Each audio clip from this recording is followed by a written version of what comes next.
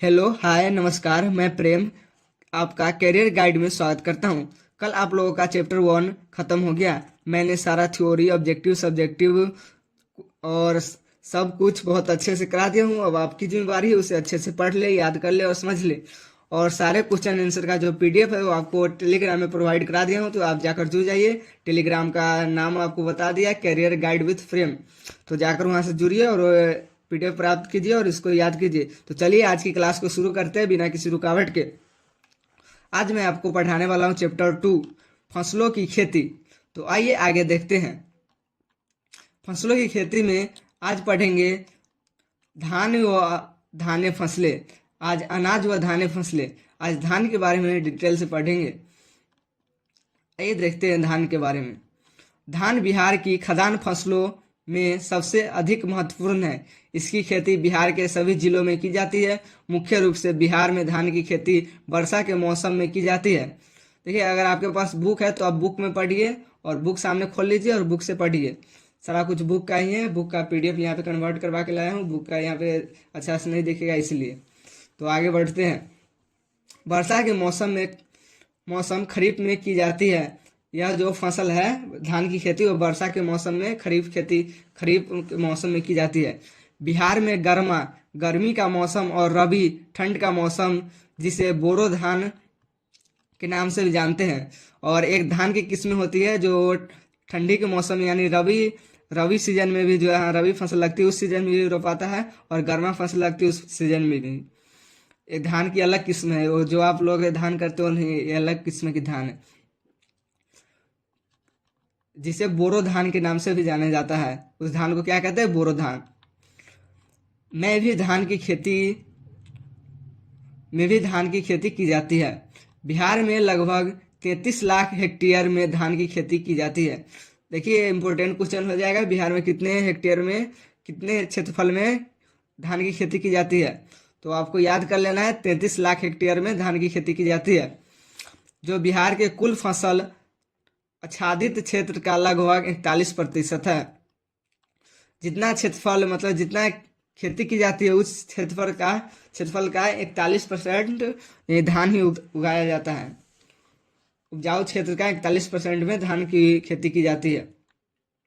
अनुकूल परिस्थितियों, लोगों का मुख्य भोजन, पशु चारा, रोजगार, सामाजिक, सांस्कृतिक, धार्मिक एवं आर्थिक महत्व के कारणों से धान बिहार के सभी फसलों में सर्वाधिक महत्वपूर्ण फसल है। जैसे बिहार के लोगों के लिए धान जीवन है, राइस इज लाइफ। बिहार के लोगों के लिए धान ही जीवन है। तो चलिए आगे देखते हैं इसका उत्पत्ति स्थल। धान कहाँ से खोज हुई थी, धान की कहाँ से उत्पत्ति हुई थी, तो आइए जानते हैं। प्राचीनतम ग्रंथ ऋग खेत आचार्य प्रासार द्वारा रचित कृषि संग्रह कृष्ण सुदामा संवाद हस्तिनापुर की खुदाई से प्राप्त संसार में चावल का प्राचीनतम अवशेष है। देखिए, धान की उत्पत्ति का स्रोत कहाँ से मिलता है? प्राचीनतम ग्रंथ ऋग्वेद नाम का एक प्राचीनतम ग्रंथ ऋग्वेद, जिसमें आचार्य पराशर द्वारा रचित कृषि संग्रह है।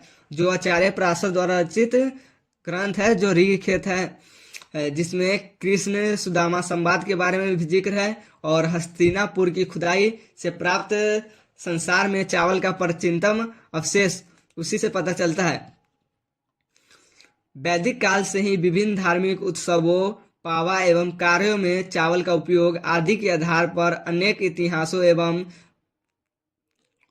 पुरातत्वों के धान का उत्पत्ति स्थल भारत को माना जाता है।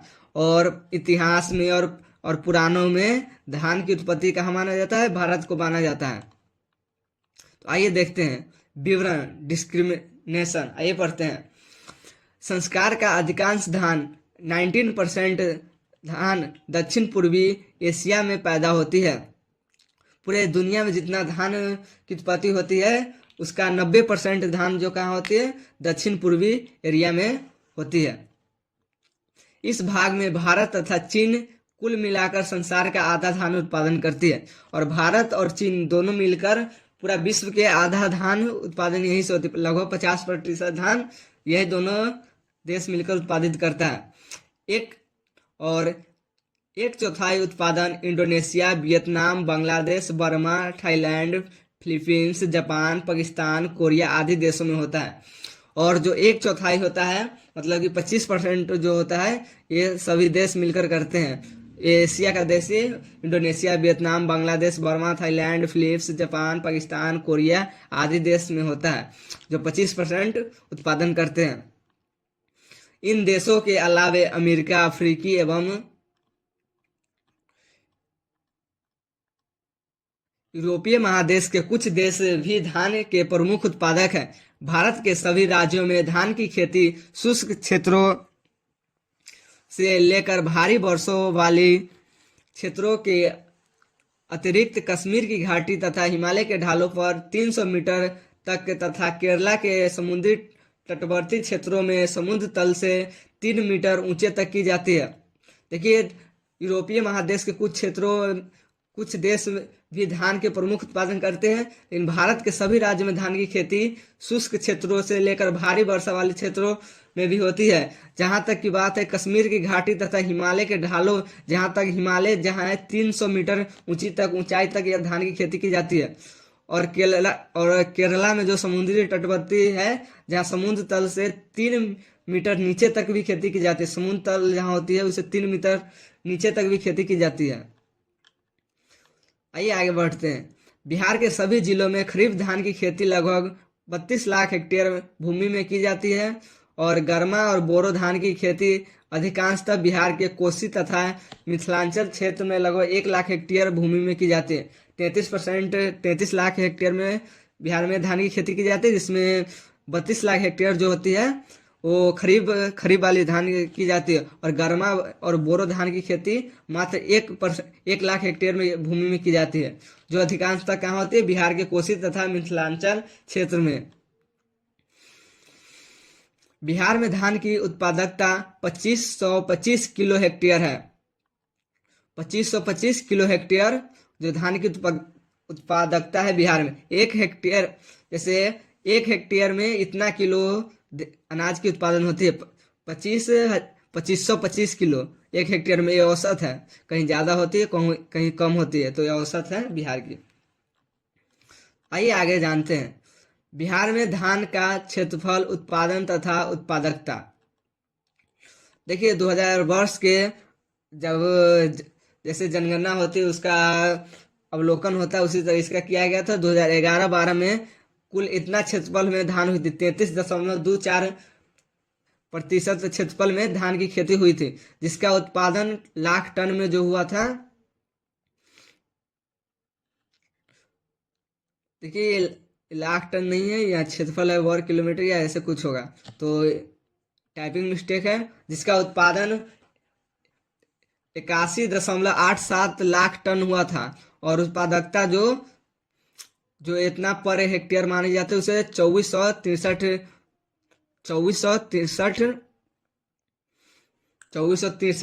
किलो हेक्टेयर है। यहाँ पे किलो हेक्टेयर होगा। तो चलिए आगे देखते हैं। 2012-13 में 32.99 क्षेत्र पर धान की खेती हुआ था। लगभग 33% क्षेत्रफल पर धान की खेती हुआ था, जिसमें कितना उत्पादन हुआ था? 83.22 लाख टन उत्पादन हुआ था, जिसका औसत मतलब कि कितने हेक्टेयर में कितना किलो हुआ था? 2523 किलो हुआ था एक हेक्टेयर में। हेक्टेयर प्रति केजी जो हुआ था इतना हुआ था, केजी प्रति हेक्टेयर। तो आइए 2013-14 में 31.51 क्षेत्रफल में धान हुआ था, जिसका उत्पादकता 76.49 है और उत्पादन जो है 2110। 2014 में 32.63 है और उत्पादन है 82.42 और उत्पादकता है 2525। तो आइए देखते हैं उपयुक्त जलवायु। धान की खेती के लिए कैसी जलवायु चाहिए और कैसी मिट्टी चाहिए उसके बारे में आप जानते हैं। चलिए आगे जानते हैं जलवायु के बारे में। धान की खेती के लिए कैसी जलवायु चाहिए? तो धान की फसल को विभिन्न प्रकार की जलवायु तथा मिट्टियों में पनपने की क्षमता है। धान को उन सभी क्षेत्रों में सफलतापूर्ण उगाया जा सकता है जिसमें 6 माह के दौरान औसत तापमान 21 डिग्री सेल्सियस या उससे अधिक रहता है। फसल की अच्छी पैदावार के लिए 20 से 25 डिग्री सेल्सियस तापमान अनुकूल रहता है। धान के लिए रात्रि का तापमान कम से कम 15 डिग्री से नीचे नहीं, कम से कम 15 डिग्री चाहिए। अगर 15 डिग्री से कम होगा तो धान की उत्पादकता कम जाएगी। ये रहना अच्छा है। धान का बीज 10 डिग्री से कम 40 डिग्री सेंटीग्रेड तक ज्यादातर अंकुरित नहीं होती। 10 डिग्री सेल्सियस से 40 डिग्री सेल्सियस पर अंकुरित नहीं होती। इससे नीचा और इससे ऊपर अंकुरित नहीं होगा, मतलब कि अनाज नहीं बनेगा। अगर 10 डिग्री से कम रहेगा तो पूरा धान जो होगा वो खक्का हो जाएगा, और 40 डिग्री से ज़्यादा भी रहेगा तो ऐसा ही होगा। यही इसका मतलब हुआ। तो देखिए मैं सबका मतलब समझा रहा हूँ, जो लगता है जो हार्ड है उसको मैं अपने से समझा रहा हूँ। वैसे आप लोगों का दिक्कत नहीं होगा, दिक्कत होता है जो मैं जानता हूँ आपको कहाँ दिक्कत होने वाली है, तो मैं उसको एक्सप्लेन कर देता हूँ। तो आइए आगे देखते हैं। धान के बीज अंकुरन के लिए 30 डिग्री सेल्सियस सर्वोत्तम तापमान है। अगर अच्छी अंकुरन चाहिए तो धान की 30 डिग्री सेल्सियस तापमान बहुत अच्छी होती है। सूर्य के प्रकाश दिन की लंबाई का धान की देसी परंपरागत लंबी अवधि की किस्मों जैसे कतरनी, सोनाचूर आदि के लिए विशेष महत्व है। प्रकाश की अवधि धान के परंपरागत संवेदनशील किस्मों से पुष्पन को प्रभावित करती है, लेकिन अब दिन की लंबाई के प्रति असंवेदनशील तथा न्यून संवेदनशील किस्मों जैसे सीता, श्वेता, मंसूरी, सोना आदि के विकसित होने से प्रकाश की अवधि का प्रभाव घट जाता है। अतः तापमान एवं जल की उपलब्धता को ध्यान में रखते हुए धान की खेती सालों भर किसी भी मौसम में की जा सकती है। आइए जानते हैं फसल मौसम कौन कौन मौसम में होती है। तो आइए जानते हैं फसल की मौसम कौन कौन है। बिहार में धान की खेती मुख्यतः खरीफ में की जाती है, मतलब खरीफ मौसम में की जाती है। सिंचाई की सुविधा और तापमान की अनुकूलता के अनुसार कुछ क्षेत्रों में गर्मा और शीत बसंत, जिसे बोरो धान कहते हैं, में भी धान की खेती की जाती है। देखिए ये आपको याद करने, वैसे भी ऑब्जेक्टिव और सब्जेक्टिव में पूछ सकता है, इसको लिखना ही पड़ेगा, बहुत इंपॉर्टेंट है। सब साल इसमें क्वेश्चन रहता ही है। खरीफ फसल बुआई मई जून में होती है और कटाई अक्टूबर नवंबर में होती है। और बोरो ऋतु होती है, जो बोरो फसल होती है वो बुआई जो होती है अक्टूबर नवंबर में होती है और कटाई अप्रैल में हो जाती है। और गर्मा ऋतु में जो होती है उसकी बुआई मार्च में की जाती है और कटाई जून जुलाई में कर ली जाती है। आइए आगे देखते हैं। धान की खेती के लिए पानी को रोकने की अच्छी क्षमता वाली चिकनी मटियार या मटियार दोमट मृदा सबसे अच्छी मानी जाती है। इसके लिए जो मिट्टी मानी जाती है सबसे अच्छी वो कौन सा है? चिकनी मिट्टी जिसे कहते हैं, चिकनी माटी या मटियार दोमट मृदा सबसे अच्छी मानी जाती है। धान की खेती 4 डिग्री से 7.5 से पीएच 4.4 से 7.5 से पीएच मान या इससे अधिक पीएच मान वाली मृदा में की जाती है। जिस मिट्टी का पीएच मान 4 या 7.5 के बीच में हो वो अधिक उत्पादन वाली मिट्टी मानी जाती है। तो आइए आगे बढ़ते हैं। परंतु सबसे उपयुक्त भूमि 6.5 पीएच मानी जाती है। जब मिट्टी की मान 6.5 पीएच होती है वो सबसे अधिक उपजाऊ वाली मिट्टी मानी जाती है, जो धान के लिए बहुत फायदेमंद होता है। आइए देखते हैं धान की कौन कौन अनुवांशिक किस्में हैं। धान में कौन कौन किस्में की खेती की जाती है, अनुशंसित किस्में कौन कौन, आइए देखते हैं। बिहार में धान की खेती विभिन्न परिस्थितियों तथा उपयोग के लिए की जाती है। परिस्थितियों के अनुसार धान की निम्नलिखित मुख्य अनुवंशित किस्में हैं, आइए देखते हैं। धान की किस्में के लिए भूमि की तैयारी की जाती है। धान की खेती विभिन्न परिस्थितियों में विभिन्न तरीकों से की जाती है। सामान्यतः बिहार में बिछड़ा तैयार कर रोपनी विधि से धान की खेती की जाती है। जल जमाव या गहरे पानी वाले क्षेत्रों में सीधी बुआई की जाती है। वर्षा की कमी, मजदूरों का अभाव आदि कारणों से धान की सीधी बुआई का प्रचलन बढ़ रहा है। सीधी बुआई या रोपनी दोनों कार्यों के लिए मशीनरी आ जाने से भूमि की तैयारी विशेष रूप से की जाती है। जैसे अभी मशीन ट्रैक्टर आ गया, हर जोतने वाला, ये सबसे बहुत अच्छे से मिट्टी तैयार कर ली जाती है, वही बताया है। और बीज स्थली की तैयारी, बीज को कैसे तैयार किया जाता है देखिए। बिहार में समानांतर गिल्ली कुआरी बीज लगाने के लिए जो स्थल होती है उसको कैसे तैयार किया जाता है, आगे बढ़ते हैं। बिहार में सामान्यतः गिल्ली कुआरी या सूखी कुआरी विधि से बीज स्थली की तैयारी की जाती है। खेत में पानी भर कर या उपयुक्त नमी की अवस्था में 2-3 बार जुताई करके ताकि मिट्टी मुलायम व कदवा भुरभुरी हो जाए। आप जिसे बोलते हैं 2-4-3 चास करवाते हैं पानी भर के क्यारी में, वही लिखा हुआ है। सुविधा अनुसार बीज स्थली को ऊंची कुआरी में बांट लेते हैं ताकि बुआई, निराई, सिंचाई, छिड़काव आदि क्रियाएं सुगमता पूर्व की जा सके। मशीन से रोपनी करने के लिए विशेष तरीके से बीज स्थली की तैयारी की जाती है, जिसे हैपोक विधि कहते हैं। इसमें खेत की जुताई की आवश्यकता नहीं होती।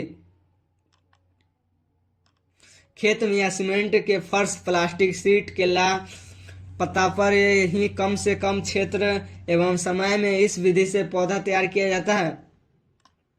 आवश्यकता अनुसार बीज, खाद, उर्वरक, सिंचाई व दाया आदि के प्रयोग से 10-20 दिनों में रोपनी हेतु तैयार हो जाता है। जो मिट्टी होती है जो 20 दिनों में पौधे के लिए रोपण होती तैयार हो जाती है। अब इसको कहीं भी छत पे उगा सकते हैं माटी रखकर, वो वाला बात हो गया इसमें। और आप इसको सिर्फ पढ़ते चलिए, अगर बुक है तो बुक से पढ़िए, नहीं तो मैं उसका पूरा बुक का ही लाया हूँ। तो अगर बुक नहीं आपके पास तो खरीदने की कोई आवश्यकता नहीं, क्योंकि बुक में कुछ नहीं दिया हुआ है, सिर्फ थ्योरी है। तो आप पढ़ते चलिए, समझते चलिए और इसको अच्छा से देख लीजिएगा, तो आपको आगे क्वेश्चन बनाने में बहुत आसानी होगी। जब क्वेश्चन आपको कराऊंगा तो आपको लगेगा ये तो याद ही है। तो चलिए आगे देखते हैं। रोपनी के लिए खेती की तैयारी। अब जब रोपने जाते हैं तब खेती की तैयारी कैसे की जाती है। मिट्टी पलटने वाले हल से खेत को 20 से 25 सेंटीमीटर ग्रीष्मकालीन गहरी जुताई करें। रोपनी से 2 सप्ताह पूर्व खेत में पानी भर दे। खरपतवार के नियंत्रण, रोपनी योग्य अच्छी मृदा बनाने तथा जल प्रबंधन के लिए पानी भरे खेत में हल या पडलर चलाकर अच्छी तरह कड़वा कर ले। उर्वरकों की अनुवंशिक मात्रा अंतिम बार कदवा करने से समान रूप से बिखेर कर मिट्टी में अच्छी तरह मिला दे। सीधी बुआई हेतु खेत की तैयारी। धान की सीधी बुआई खेतों में कदवा सहित या कदवा रहित दोनों अवस्थाओं में छिटकाव या पंक्तियों में की जाती है। पानी और मजदूर की कमी के कारण खेतों में कदवा करके रोपनी विधि से धान की खेती करना अलाभकर है और कठिन भी है। जिसे लाभ नहीं होता है वो लाभकर है, तो उसे अलाभकर लिखा हुआ है। अतः सीधी बुआई धान की खेती का एक अच्छा विकल्प है। सीधी बुआई जो है वो धान का एक बहुत अच्छा विकल्प है। धान की सीधी बुआई में अच्छा अंकुरण, फसल स्थापन तथा जल प्रबंधन के दृष्टिकोण से खेत का समतल होना अति आवश्यक है। लेवलर से भूमि का समतलीकरण बेहतर होता है। इससे खरपतवार एवं पोषक तत्व प्रबंधन में भी लाभ मिलता है। बुआई के समय खेत में नमी तथा खेत को खरपतवार से मुक्त रखें। बुआई के समय जो होती है वह खेत में नमी रखनी चाहिए और तथा खेत को खरपतवार से, जैसे खरू सबको जो उससे होती है वो सब मुक्त उससे रखनी चाहिए। बीजोपचार। एग्रोवन, जीएन या सेवरेन से बीज उपचार 2 किलोग्राम बीज करना चाहिए। 2 ग्राम प्रति किलोग्राम बीज करना चाहिए। 2 ग्राम प्रति किलोग्राम बीज होती है उसे करना चाहिए बीजोपचार के लिए। एग्रोसेन, जीएन या सेरेमन से बीज उपचार के लिए ये दोनों से करना चाहिए। एग्रोसेन, जीएन या सेरेसन से बीज उपचार कराना चाहिए। और बुआई, रोपनी का समय एवं गहराई। बुआई कैसे की जाती है, रोपनी का समय क्या है और गहराई कितनी रखनी चाहिए, ये जानते हैं। बिहार में खरीफ धान की खेती का मुख्य समय मई के अंतिम सप्ताह आद्रा नक्षत्र से प्रारंभ होता है। बुआई एवं रोपनी का समय धान के किस्मों के तैयार होने के दिनों पर निर्भर करता है। धान की बुआई, रोपनी की गहराई कला निकलने के लिए अति संवेदी है। धान के पौधे को किसी भी हालत में 3 सेंटीमीटर से ज़्यादा गहराई तक नहीं लगाएं। जब धान को रोपते हैं 3 सेंटीमीटर से ज़्यादा गहराई तक उसको नहीं लगाएं, नहीं तो वो उगेगा ही नहीं, अंदर ही अंदर रह जाएगा। खाद एवं उर्वरक, देखिए, और खाद एवं उर्वरक कितना डालना चाहिए वो जानते हैं। बीज स्थली में, जब बीज स्थली बनाते हैं बीज के लिए, जब स्थल जब कदवा दवा करते हैं उसमें कितना डालना चाहिए। 100 वर्ग किलोमीटर क्षेत्रफल की बीज स्थली के क्यारी में निम्नलिखित मात्रा में खाद का उपयोग करें। जहाँ 100 वर्ग किलोमीटर क्षेत्रफल होती है वहाँ की बीज स्थली में क्यारियों में इतना डालना चाहिए। 1 kg नाइट्रोजन, 1 kg फास्फोरस और 1 kg पोटेशियम आपको वहाँ पर डालना चाहिए। कितना है? 100 वर्ग किलोमीटर क्षेत्रफल में। तो ये याद कर लीजिएगा, NPK, NPK क्या याद कर लीजिएगा, NPK नाइट्रोजन, पोटेशियम, नाइट्रोजन हो गया, फास्फोरस हो गया और पोटेशियम हो गया। NPK, N से नाइट्रोजन, P से हो गया फास्फोरस और K से हो गया पोटेशियम। तो ध्यान रखिएगा, बीज गिराने के 15 दिनों बाद 1 किलो नाइट्रोजन का बीज स्थली में उपरिवेशन करें। उसके बाद में 1 किलो नाइट्रोजन का परिवेशन करें। आइए जानते हैं खाद की मात्रा कितनी रखनी चाहिए। जैसे ऊपरी जमीन में जल पकने वाली प्रभेद में 80:40:20 kg NPK मतलब कि नाइट्रोजन, फास्फोरस और पोटेशियम डालनी चाहिए। जैसे नाइट्रोजन हो गया, पोटेशियम होगा और फास्फोरस हो गया, जो किस अनुपात में डालना चाहिए? 1 हेक्टेयर की बात कर रहा है। 1 हेक्टेयर में जैसे 20 कट्ठा हो गया तो उसमें 80 kg जो हो गया वो नाइट्रोजन हो गया, और 40 kg जो हो गया वो फास्फोरस हो गया, और 20 kg जो हो गया वो पोटेशियम हो गया। इतने आपको खाद की मात्रा डालनी चाहिए 1 हेक्टेयर में। उन्नत एवं संकर किस्मों में, जो उन्नत और संकर किस्में होती है उसमें किस अनुपात में डालना चाहिए? 100:100, 40 और 20 के अनुपात में डालना चाहिए। 100 हो गया नाइट्रोजन, 40 हो गया पोटेशियम और 20 हो गया 40 हो गया फास्फोरस और 20 हो गया पोटेशियम। तो आइए देखते हैं आगे सुगंधी किस्में बौनी फसलें में। जैसे 80 हो गया, 80:40:20 के अनुपात में आपको दवा डालनी चाहिए। 80 हो गया नाइट्रोजन, 40 हो गया फास्फोरस और 20 हो गया पोटेशियम। हेक्टेयर एवं सुगंधित किस्मों, और जो सुगंधित किस्में होती है, जो लंबी धान होती है, उसमें 40 kg नाइट्रोजन, 30 kg फास्फोरस और 20 kg पोटेशियम प्रति हेक्टेयर में डालने की आवश्यकता है। और कंपोस्ट जैविक खाद का प्रयोग 10 से 15 टन प्रति हेक्टेयर की दर से रोपाई के 20-25 दिन पहले की जाती है। जो कंपोजिट खाद होती है, जैविक धान होती है, उससे 10 से 15 टन प्रति हेक्टेयर, 1 हेक्टेयर में 10 से 15 टन की दर से रोपाई से 20 दिन पहले उसको छिड़काव की जाती है। जिंक सल्फेट 25 kg प्रति हेक्टेयर की दर से मुख्य खेत की अंतिम जुताई के समय कदवा से पूर्व, जब कदवा करने से पहले करते हैं तो 25 की जो 1 हेक्टेयर में 25 किलो जो सल्फेट होते हैं, जिंक सल्फेट, उसका छिड़काव की जाती है।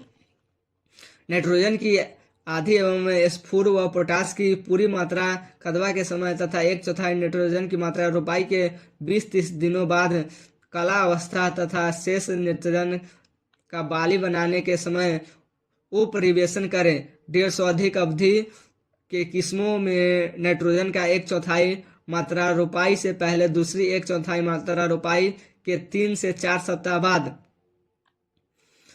तीसरी 1/4 मात्रा 5 से 6 सप्ताह बाद और अंतिम 1/4 मात्रा 7 से 8 सप्ताह बाद प्रयोग करना लाभदायक है। ऐसे आप प्रयोग कीजिएगा जो धान के लिए बहुत लाभदायक है। आप इसको समझते चलिए और पढ़ते चलिए, और ज़्यादा कुछ करने की आवश्यकता नहीं है। आज सिर्फ धान के बारे में पढ़ाऊंगा जो बहुत ज़्यादा है, तो बहुत ज़्यादा इसमें डिटेल दिया हुआ, तो सब पढ़ना है। और ये चैप्टर भी बहुत बड़ा है, तो बोरे मत होइएगा।